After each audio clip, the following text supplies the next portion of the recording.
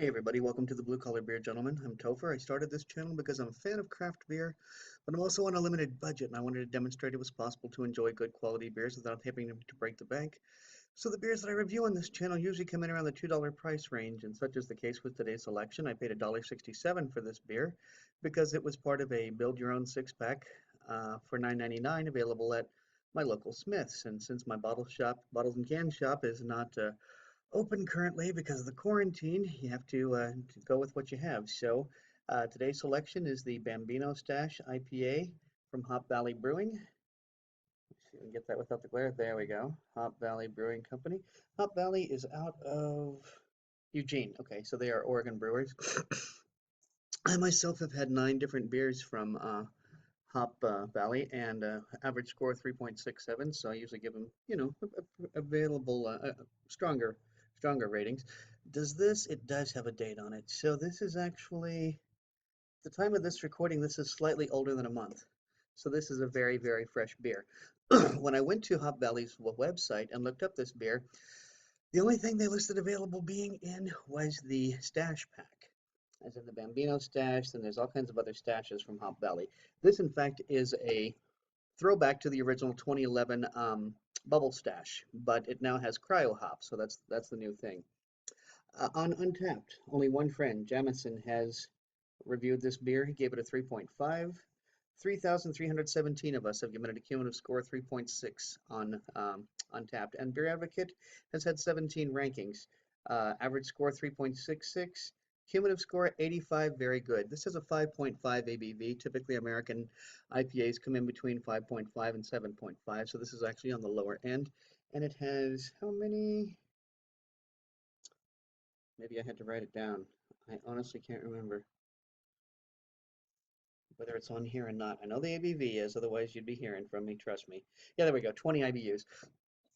Typically, an American IPA comes in between 40 and 70 IBUs, so this is actually on the less bitter end of the scale.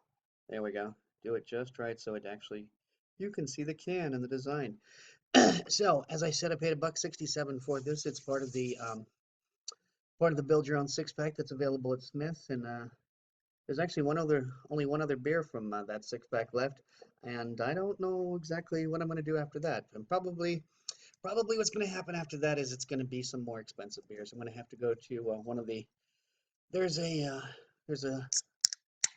a gas station chain that sells some good craft beers, and I may have to go to them, which means I won't be paying $2 or even $2.49 per can for some of these beers. But we'll just have to see how it goes. I am going to use my Tenaya Creek IPA glass. When all this is over and all the craziness is done, well, I'm not even going to tell you because who knows what's going to happen once everything comes back. So I'm trying to tell you that about a special that they had that may or may not exist after all this is over. Who knows? This I'm going to describe it as medium high carbonation. Plenty of carbonation in there. That head seems to be pretty resilient. Not smelling anything just yet, but I haven't even given it a beard wipe. So let's see what I got. Honestly, I smelled more of the malt than I did the hops. Let me pick my schnoz in directly and see what else I can come up with. Okay, now I'm getting the hops. Very citrusy, very orangey, pineapple-y, tangerine-y, citrus combination of hops. So I don't see any reason to keep yapping my flap. I'm going to go ahead and start drinking some of this beer. Cheers.